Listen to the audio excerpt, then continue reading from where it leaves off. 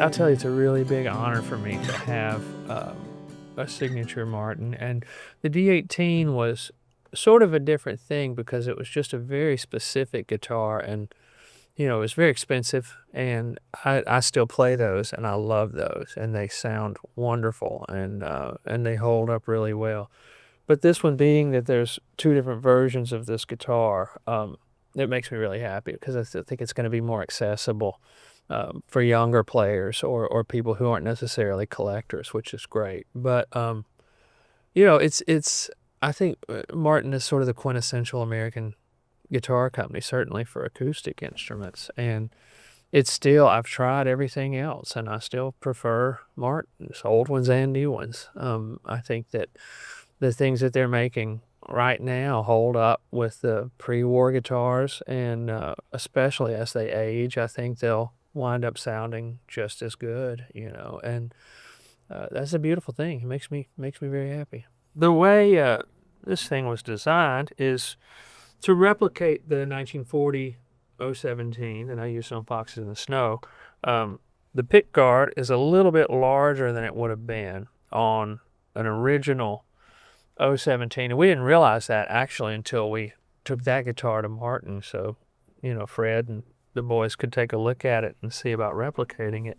But Fred figured out that this pick guard would have been just a little bit smaller on the original model. I didn't notice that, but we went with the larger one, so it's more accurate to that particular guitar, that exact guitar. And then Singer mahogany is really cool because that's about the only way you're going to get preserved aged wood that's that old and has those kind of characteristics. And it's one of those things that the longer it goes, the more the pores dry out and widen, and the wood gets lighter and thinner over the years, the better the guitar is going to sound. I recommend putting it in front of a couple of stereo speakers when you leave the house and turning it up really loud. I normally use like Outcast or something, just so when I come home, Outcast is playing on the stereo. It makes me happy. But all my new acoustic guitars get to listen to Outcast for about 40 hours the first week they're in the house. But then the Brazilian for the bridge and the fingerboard that's a really special thing. That actually, the fact that Martin was able and willing to do that for these guitars makes me really, really happy. And the price point of this guitar, I don't know if it's the least expensive acoustic you can get with Brazilian rosewood on it, but it's certainly one of them. So that's going to make it more collectible. And honestly, I think that there are properties of Brazilian rosewood, cosmetic if not sonic, that to me are preferable over other kinds of wood for a guitar, especially for a fingerboard, because this is just a really nice dark piece and it's beautiful. Then the neck on this one is pretty identical in shape to the original guitar. I can't really feel a difference, and I know that was not an easy thing for Martin to do because they were all handmade, obviously, back in those days. And this one sort of gets sharper. It's the slightest V, but down here there's really none of it at all. And then it gets sharper as it goes up the neck. So I think that was probably a beast for them to recreate in the Martin factory, but they did a beautiful job of it. It's a very simple guitar to look at and to play, but certainly not simple to put together. I feel like these guitars in particular, I think everybody that I have run into at the Martin factory that builds these guitars, they build them as though they're going to be playing them themselves, which makes a huge difference. The thing about this guitar, the neck is fairly small, but the nut is wide enough where I don't flub chords down here. It's just fast, it's quick, it's easy to get around on. When I'm writing a song, I'll reach for something like this because it's quick, it's easy to play, it's easy to put on and take off. You can sit it down on the couch, pick it back up. Small and lightweight. And sonically, this one really excels in the studio. Open chords, they have a nice round mid-range where you don't have a lot of low end. Like, you can hear each individual note, and you can hear the E string and the A string, but they're not overtaking the balance of the rest of what you're doing. And sometimes when you're sitting playing and singing a song, you don't want to yell. Recently, just about a year and a half ago or so, I lost my voice.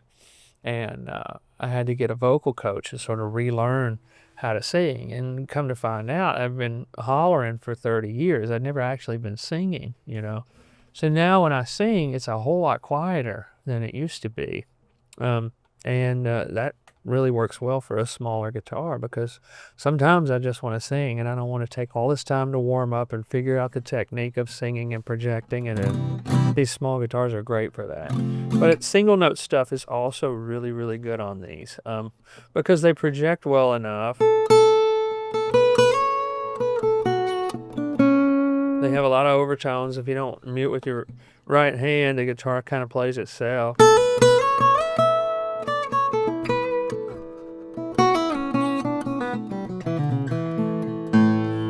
And it's very well balanced, you know, for lack of a better term. I know that's what people say a lot, balanced and transparent are the words we all love to hear.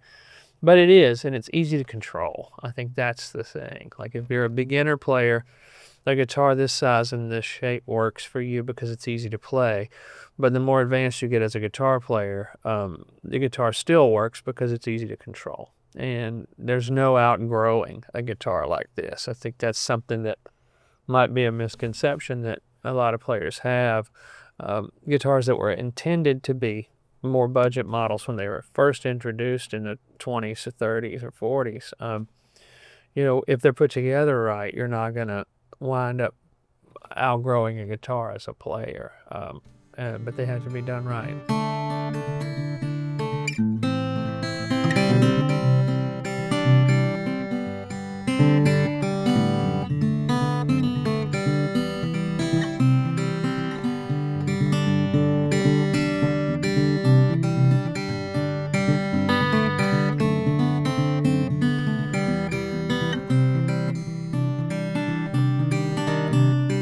A guitar like this for me,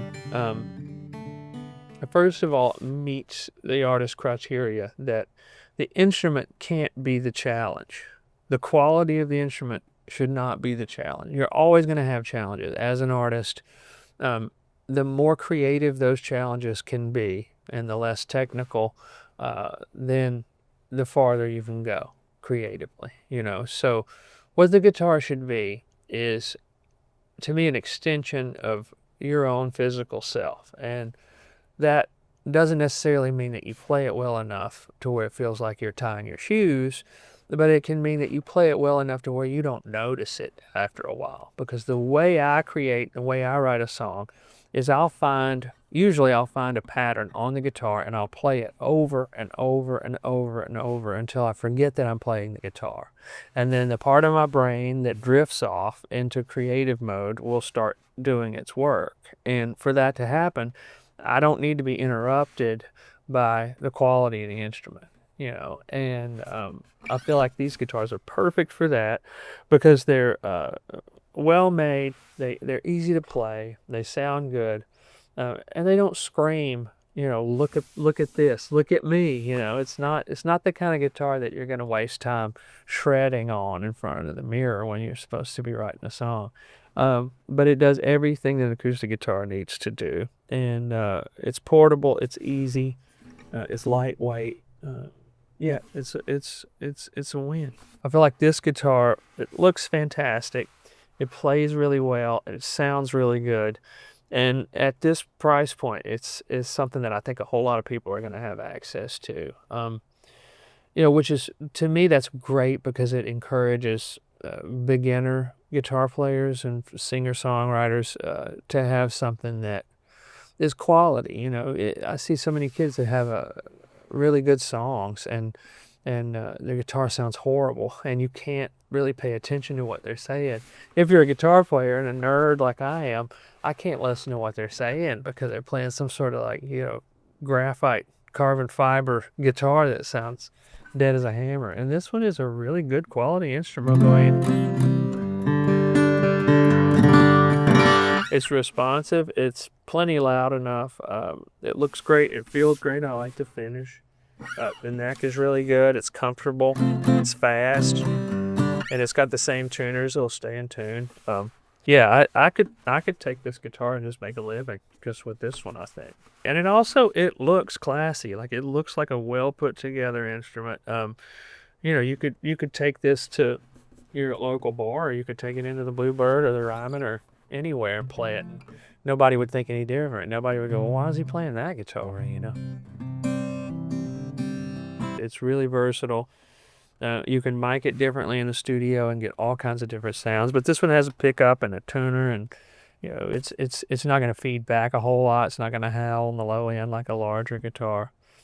This would definitely be perfect for coffee shops, for bars, for anything that somebody just starting out as a singer-songwriter would need. And I could use it for my shows, no problem. It would sound perfect in the mix. Nobody would miss anything. If I have to do 3 words to describe these, I'm going to go with humble. I'm going to go with quality, and I'm going to go with responsive. Because I think that is super important for an acoustic guitar. You need to be able to change the sound and the intensity of what you're playing, and you don't have any knobs or pedals to do that with. If you're playing an acoustic guitar, you need to be able to hit a note that sounds like that, and then that, and then that, and you need to be able to control that while you're playing, because that's what, to me, will keep you from getting bored with the instrument. When you're sitting playing the guitar, even as a beginner, as an absolute beginner, you're still your audience, and you'll always be your audience, at least in it. So if you're boring yourself, you're probably going to bore everybody else too. And like, even when I used to get guitar lessons, my number one rule was just whatever keeps you playing the longest, whatever makes you want to pick the guitar up, that's what you need to be doing. And I think that comes down to the construction of these guitars too.